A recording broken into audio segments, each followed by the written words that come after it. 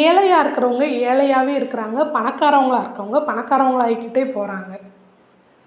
சேர்ற இடத்துல சேரலைன்னா செருப்பை கொண்டு சாத்து அப்படின்னு எங்கள் அம்மா சொல்லுவாங்க. இது ஒரு பழமொழி.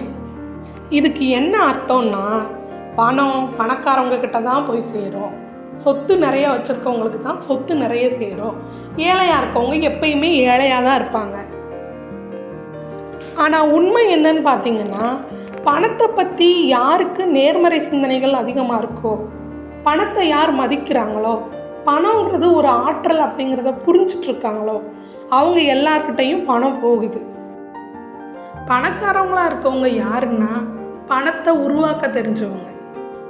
அதை உருவாக்க தெரியாதவங்க தான் பணத்தை பற்றின எதிர்மறை சிந்தனைகள் நிறைய வச்சிட்ருப்பாங்க. எவ்வளவு கஷ்டப்பட்டு உடல் உழைப்பால் உழைக்கிறவங்க பார்த்திங்கன்னா அவங்க பணக்காரவங்களாம் ஆக முடியாது. யாரெல்லாம் அவங்களோட புத்திசாலித்தனத்தை பயன்படுத்துகிறாங்களோ அவங்க பணக்காரவங்களாகிறதுக்கு வாய்ப்புகள் அதிகம்.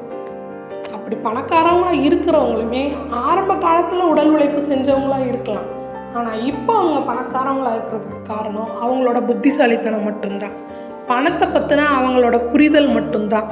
இந்த பிரபஞ்சம் எல்லாருமே அபரிமிதமான வாழ்க்கை வாழ்கிறதுக்கான வாய்ப்புகளை எப்போவுமே தந்துக்கிட்டு தான் இருக்குது. யார் அதை சரியாக பயன்படுத்துகிறாங்களோ அவங்க எல்லாராலையும் பணக்காரவங்களாக ஆக முடியும். இப்போ சொல்லுங்கள், நீங்கள் உங்கள் புத்திசாலித்தனத்தை பயன்படுத்த போகிறீங்களா இல்லை வேலை செய்ய போகிறீங்களா? கமெண்ட்டில் சொல்லுங்கள். பணத்தை பற்றின ஒரு சில ரகசியங்களை நம்ம பேசலாம்.